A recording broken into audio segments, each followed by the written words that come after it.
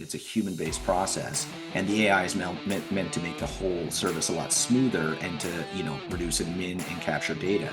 But, we can really lock the context, and there's been a lot of work done on that. If you've ever seen, you might have seen it on Twitter or on YouTube, where people have done like prompt engineering, where, the old joke, can I put you in a Ford or a Chevy today? And someone then says, write me a Python program that solves this or that, and it spits it out. Yeah. That was an early hack for us tech people that, every time we saw a prompt, we'd try and break it. The companies that build the LLMs, we just deploy them and wrap them, have made them so foolproof that the guardrails are very, very tight. Welcome to the Super Clinic Project Podcast, where we take regular clinic owners and turn them into cash-based multimillionaire entrepreneurs. Warning, if you're a doctor who listens to this podcast regularly, you will make millions of dollars. Do not listen to this podcast unless you want to be a successful clinic owner who helps thousands of patients achieve their health goals and adds more money than you can imagine to your bank account. You've been warned. Welcome to the Super Clinic Project Podcast, where we take regular clinic owners and we turn them into super clinic owners.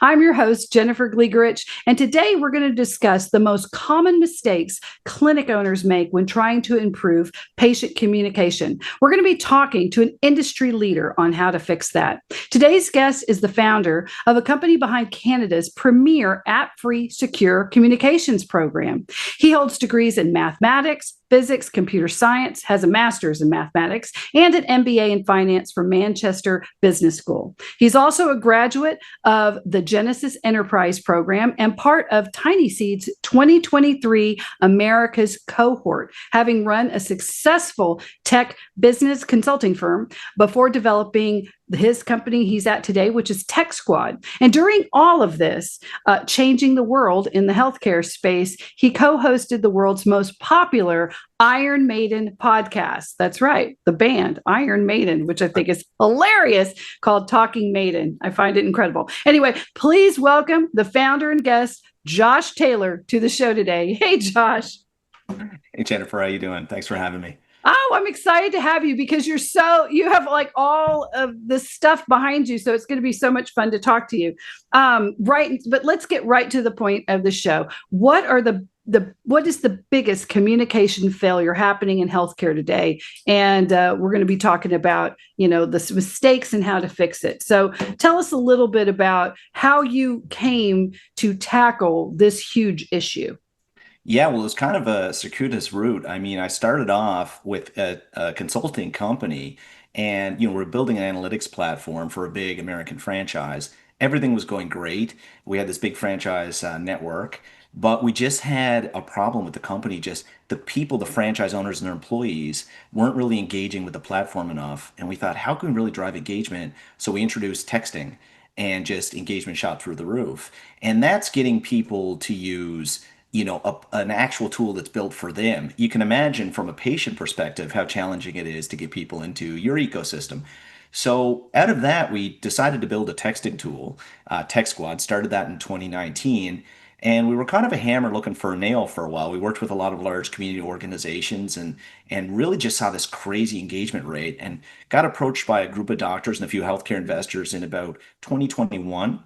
And then we pivoted into that and did a healthcare pilot at scale and basically created a two-way channel for texting with patients. And it seems like something that's so simple, but it's actually pretty profound and very different. The world of notifications is real, but two-way conversations with healthcare providers wasn't really happening. And we kind of started that. Yeah, healthcare, it's amazing. Healthcare and legal both are fields that tend to be very behind in terms of innovations because safety and doing the tried and true, if you're an innovator, they tend to take out the little mallet and go, nope, nope. Is that safe? Is that tested? Nope. Go back to what we know. And so they get gun shy. And then they just stop thinking innovatively. So it's great that we have people in the space that come from outside the space that can bring it in and say, hey, we can do this. It can be safe. Because really there really wasn't that much two-way communication. It was very much the patient asking and then a lot of waiting and then a lot of feeling resentment. And then by the time they make their appointment, they're they've got a lot to, there's so much to unpack before you can even get to the actual issue. Yeah, well, and any one of Mhm. us has done any level of business, knows what it's like Mhm. to network. And what do you want to do? You want to make yourself available and easy to get in touch with. And then all of a sudden we run a clinic and we're like, download our app or log into our portal and remember it across your phone and your laptop, or call our clinic and hopefully you can get through, or maybe leave a Right. voicemail.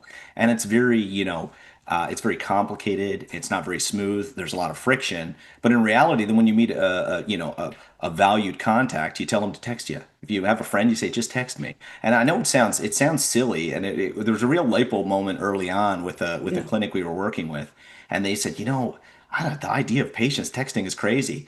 And I looked at him. I said, "Do you have any children?" He said, "I have a daughter." I said, "If you want to get in touch with your daughter, what would you do?" I text her. I said, "Why would you text her?" "Well, it's the easiest way to get her." I said, "Why should clinics be hard to get in touch with?" And he just said, "I got you. Light bulb. Customer now. Been using it forever." And he just got it right then. And it's a little bit different. A lot of people don't feel it's a professional medium, but now with AI, you can really build nice guardrails on it to make it a very professional medium for communication. Oh, talk about that a little bit because, I use AI with things that I do, and it's really, I can have a really intense session with the client where we go over a lot of stuff. I give them action items and this and this. And before I'd have to like rewatch that or be half engaged because I'm having to write so many notes, or then watch it and then there's another hour and then hours, if not days, to get it very concise to send it to them so that we're all on the same page. And now, literally with AI, I'm able to automatically get the transcript, put it in, and get concise notes, and then we're able to rock and roll immediately. So, tell me a little bit about how you utilize AI for and how that's changing. You said put on guardrails. What do you mean by that? Yeah, so every clinic is a little bit different. Some clinics are very comfortable with deploying an LLM, giving it a very clear set of use cases, everything from booking appointments to, following up and getting reviews to asking questions about locations, about staffing hours. We have pharmacies that list the insurance providers they take, all of that stuff. So we can go very deep and train the LLM on that and deploy that, and that's totally fine. But guardrails, we want them to fail safe, but also make sure that that first message back is appropriate. So if someone messages outside of hours, letting them know that they're outside of hours of the clinic and that they'll get back to them. If they message something that's maybe, not something that the clinic covers, but where it's maybe a gray area, that it fails safe in such a way that someone will get back to them. So just putting the guardrails on the communication, but allowing someone to be heard very quickly. Like when you text and you get an AI back, it's so much busier than a busy signal. Yeah, it is. But then also too, I can see how it's not to the impersonality of I want to talk to a person. We all see that meme of somebody grabbing their phone and going, representative, right? Yeah, that's right. Getting so frustrated. How are you able to still get the personal touch? Let us know, hey, we care about you, but we just can't be there all the time, right? But we want to try to be there as much as we can, right? How are you able to juggle that? Because it's not easy. Well, it's very much a balance we're still figuring out, and it's certainly every clinic has kind of a different approach. But here's the very interesting thing. If you speak to an AI or you speak to one of those call queues, you know Mm. it. But if you actually speak to a conversational LLM over text, you don't necessarily know if it's a person. So in a lot of cases, like there are multiple ways you can book over SMS, for example. I could Mm. just send you a link and then you click into a calendar. And I find there's a lot of friction. We've tracked that. There's a click through, and then people are trying to navigate the calendar and see their own. And they work very well. And a lot of our clients use that. But we also built a conversational booking that feels very human. So you'd say, oh, I'd like an appointment. Well, when would you like an appointment? A Tuesday or Thursday, or would you like the first available? And they'll say, yeah, the first available. Well, the first available is Wednesday morning at 8:30. Does that work? And that back and forth will be done by And it really is just like that. absolutely, yeah. Oh, that's crazy. It really is crazy we can do. I remember it was last year bringing to a company meeting and saying, hey, guys, look at this. And it was test driving a type of booking for restaurants.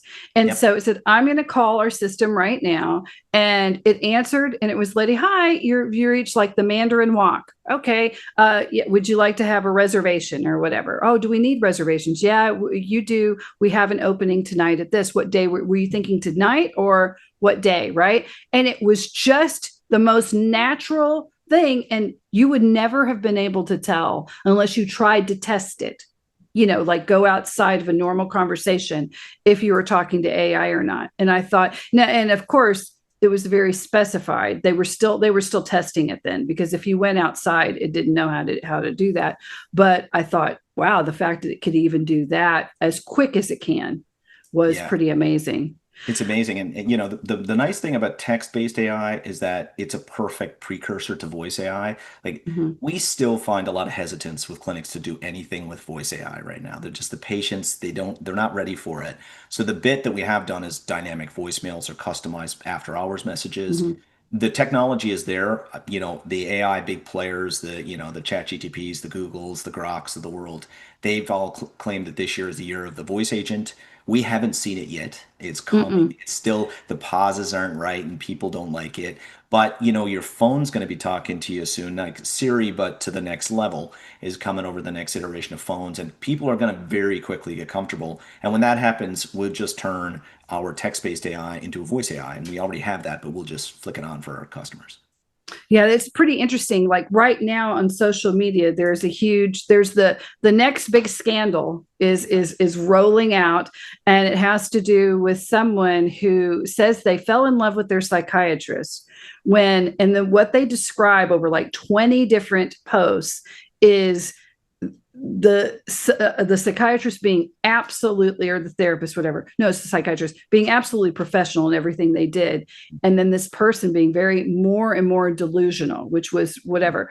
And the fact that they gave their AI, their Chat GPT, a name, and they prompted it so much to reinforce their delusion, and it's Yeah. prompting a lot of conversations about that. How are you able in language learning models to keep it what you said don't go off the rails, to keep the rails for things like that, especially in healthcare where you get people that are often in crisis, and that's why they're calling.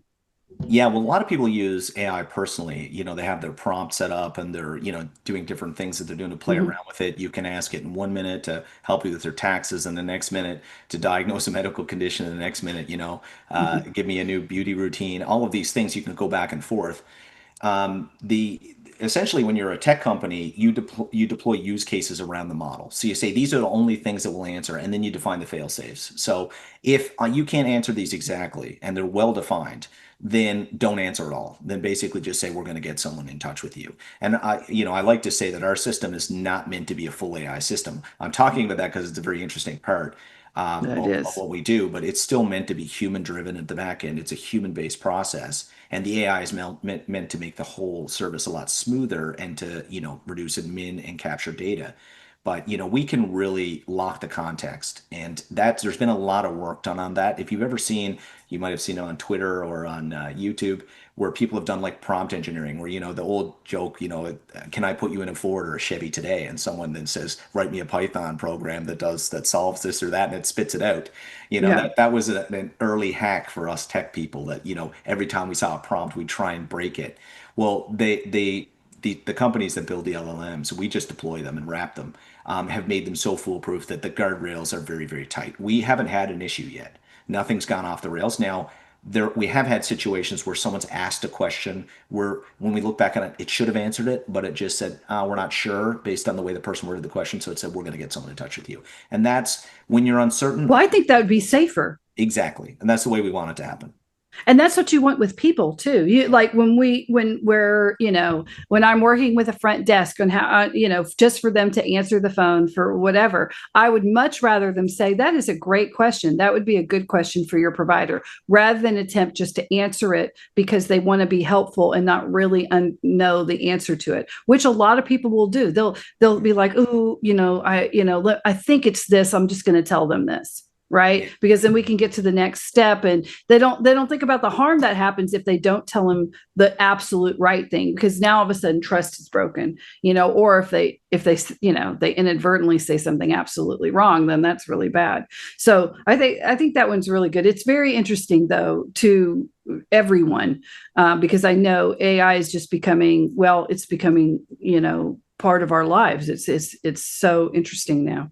Yeah. Going back to the initial question, what are some of the most common mistakes that clinics make when trying to improve patient communication? What would you say those are, and how can we fix them? Yeah, well, a lot of people either they buy an app portal or they build their own app. That's the biggest Mm, problem I see. So like they build an online presence that requires a login, and some types of health users it can work for, like people with chronic conditions, logins, they stay logged in. But if you have a clinic where you see someone once or twice a year, and especially if they're professionals and they work on a computer, they have a computer at home and they have a phone, there's three places in which they can interact with your app or your website. They have a complex password.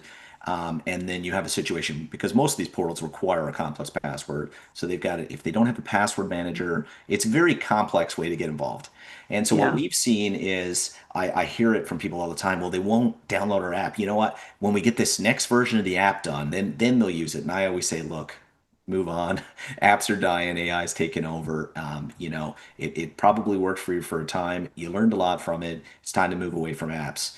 And that's the biggest mistake that I see. And there's a kind of a downward spiral that occurs in a lot of people with apps. And some of your listeners may have a very successful app experience. I'm not trying to speak for all people, but a lot of our clients, this is what we're addressing. Well, there are But some big apps yeah, in our clients. We have, most chiropractors, and then all most clinics will have like a type of app like Body Site that they yeah, want them to go through, where they log in and they're able to communicate with their provider through it. But also too, it gives them every day, here's your video, here's what you should take today. This is the medicine routine, don't, and something motivational, so they can get to the next step, especially if you're trying to get someone from one state to another and you have a very prescribed protocol. And the only way they're going to get to their end result is by like really daily having a way to talk to them. So there's that, there's PhysiTrack, there's some like huge ones that have like literally definitely. hundreds of thousands, if not millions of users. So in your opinion, things like that, anytime you have to do an app that will be able to be replaced by AI, what format do you think that that's going to take? Is it going to be a self-created app? Yeah, well, that's a very interesting point. So, for the listeners who have a successful app or they've paid a lot of money for an app and it's working well enough for them, or maybe it's really working well for them.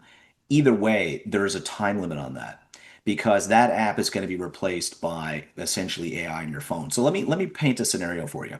Yeah, Like I'm what curious used to about that. happen was that you would download an app and create a login, and Mhm. you could go into a pharmacy or a clinic or whatever and book an appointment or talk to a clerical staff or a receptionist or an administrator and get served that way. And there's a lot of friction around that. As I mentioned, some cases that still works. What we've done is we've gone a different level and we integrated basically an SMS validation. So all of our web-based apps, all of our portals don't require logins, but they do SMS validate. But that's now, this is where it's going. So I like to say this: the app is level one, texting is like a level two, phones are always there, but AI system phones are level three. All of these are available to any clinic now.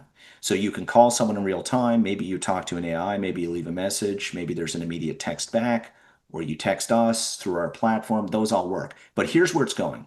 Where it's going is, in a year, maybe two, maybe three, because the phones have to align up with the system. So it's going to take a little bit of time, but I feel like the phones are pretty ready to explode with an AI side. So rather than you thinking I have to go to the doctor and opening up TechSquad or opening up your text thing and messaging to the TechSquad on the other side of the clinic or opening their app or calling them, you literally just say to your phone AI, I need an appointment at my clinic. And they might say, okay, what for? Well, I got the sniffles and it's been dragging on. I really want to get seen.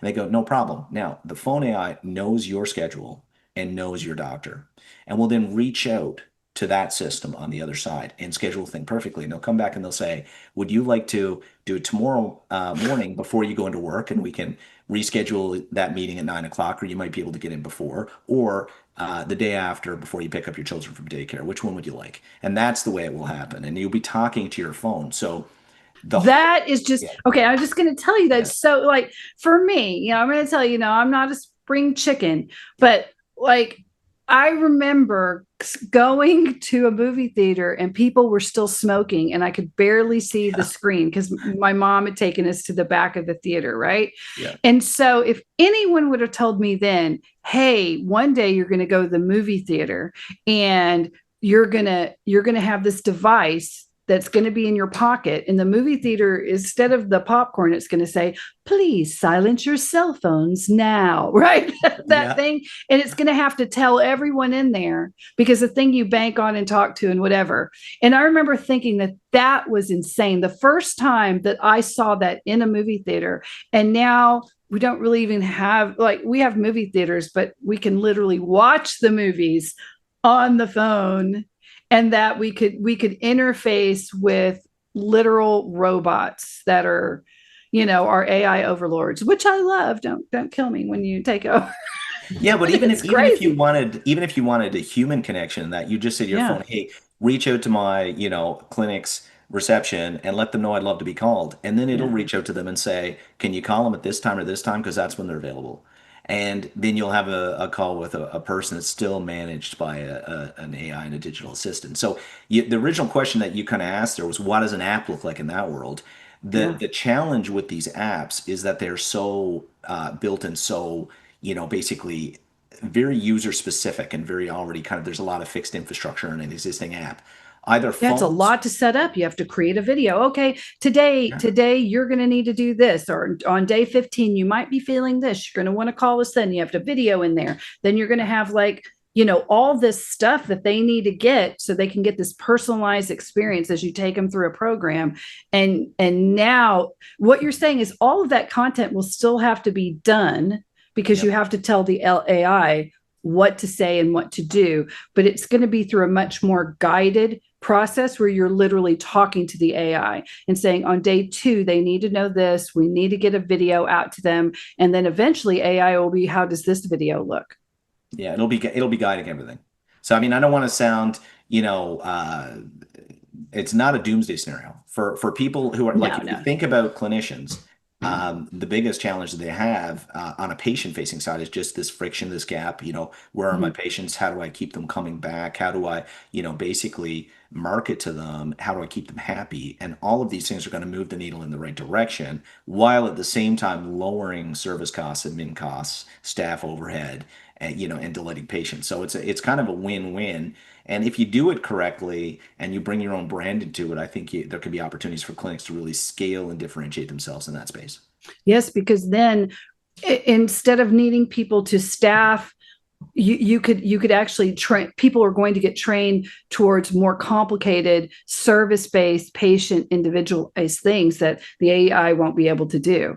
And so no, those people are going to, instead of, well, I just was front desk my whole life and then I became an office manager. Now you'd be like, I'm the person that really figures out, for them how to do X, Y, and Z. And I work with them in this way, to figure out things. And I can even see, like, even in financing stuff like that, that can go for AI. What's crazy to me is that you were able to do this now. So we've been talking about some future things here. Again, guys, we're talking with Josh Taylor of TechSquad. We're getting like the future of how to have patient engagement to do it right.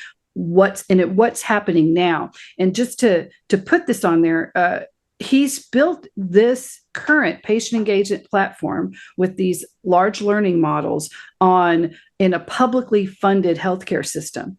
So we're not talking about somebody who's worked with like this one cadre of just hyper exclusive state of the art clinics that are outside of what people will engage with. This is publicly funded out there now, Yeah. right? Yeah, we're deployed. We basically have the equivalent of a whole state in Canada, and now we're Mm-hmm. moving into our second. But we are deployed throughout the U.S. as well, and we're the partner of choice for the Alliance for Pharmacy Compounding. Compounding pharmacists have a big patient engagement component, and Mm-hmm. we work through with a series of clinics throughout the U.S. But we haven't done the public at scale in the U.S., and that's one of the next things we want to do.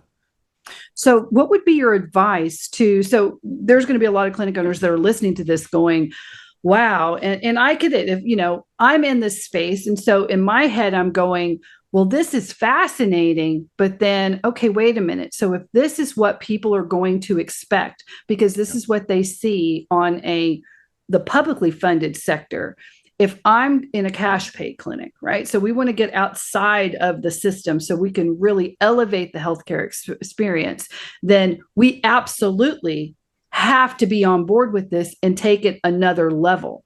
But then at the same time, we're struggling like financially and things like that. We're it's we can be sometimes strapped while we're doing this. So what advice would you give for clinics who are like, I need to start implementing this now?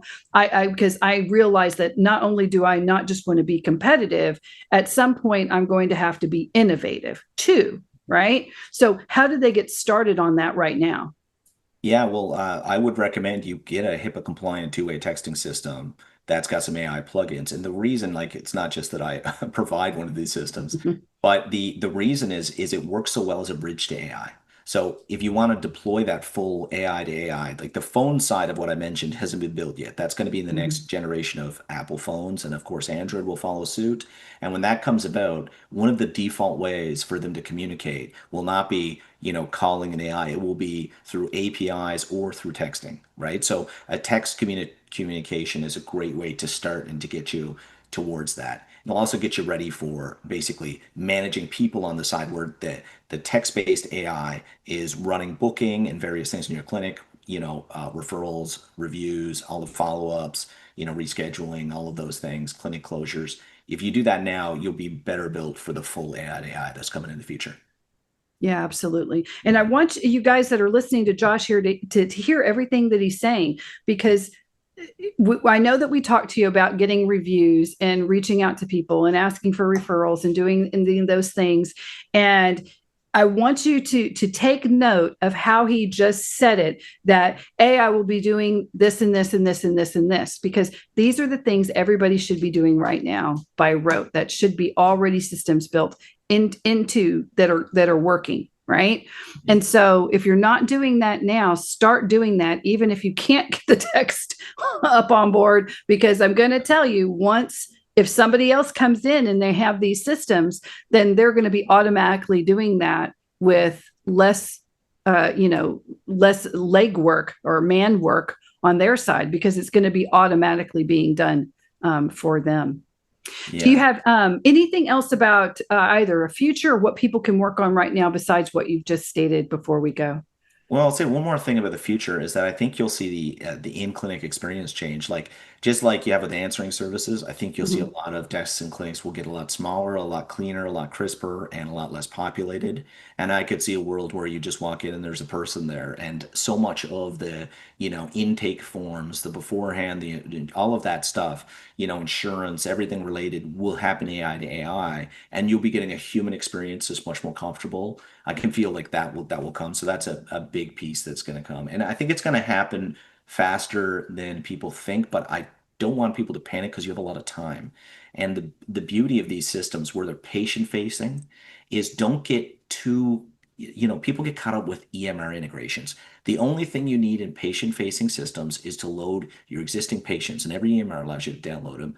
And then you create an AI that captures new patients. And think of it the same as your phone. Just like your phone doesn't talk to your EMR, you can create a patient facing AI. And the care part will end up in the EMR. And you can sync the patient lists. In some cases, you can real time sync them. But you don't need to worry about some perfect one size fits all solution. You can start to deploy AI text and AI voice solutions now, and don't let perfect be the enemy of better. I love that. Don't let perfect be the enemy of better. That is excellent. So, Josh, before we go, please, because I know that I have more questions, and I'm probably going to be reaching out to you again, because this is how it's going to be. And we have to get on board, because I feel once people experience this, especially if they experience this in what is kind of broken institutions right now, then they're going to want to experience this on steroids with anyone who's went private. right? Which is how it's going to be. They're going to be like, hey, they even have that at this place where, you're in a queue for 2 hours, and there's bulletproof glass, coming to your clinic. I should be able to have an even elevated experience, right? So if people want to talk to you, how do they reach out to you? Please give us that info. Just go to techsquad.com, txtsquad.com. And you can find us there. You can just Google us, and we're pretty easy to find. And it worked pretty well in the Canadian healthcare system, which has its challenges, right? Oh, I Big know. time challenges. But when we work with clinics in the US, we're very focused on growth and patient engagement. It's just a natural fit, and we'd love to hear from some of your listeners.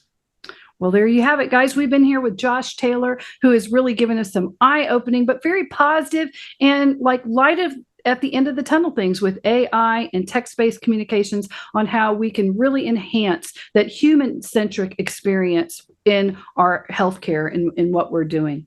Thanks again, Josh, for being here today. And thank you guys for listening. Be sure to like, follow, and share, and go to superclinicproject.com. That's superclinicproject.com. Give us a 5-star review. And don't forget, we have our free school and we have our free challenge session, meaning if you have a challenge or you want to talk to me, you can do that quite easily. Just click my picture and bing, bang, boom. You can get a lot of freebies and you can talk to me. But thanks for being here, guys. And I hope everybody gets a hold of the future so we can improve everything for all of our patients and for us, make our lives easier. And you guys have a super clinic week. You've been listening to the Super Clinic Project podcast. If you like what you hear, subscribe and stay tuned for further episodes of the Super Clinic Project podcast.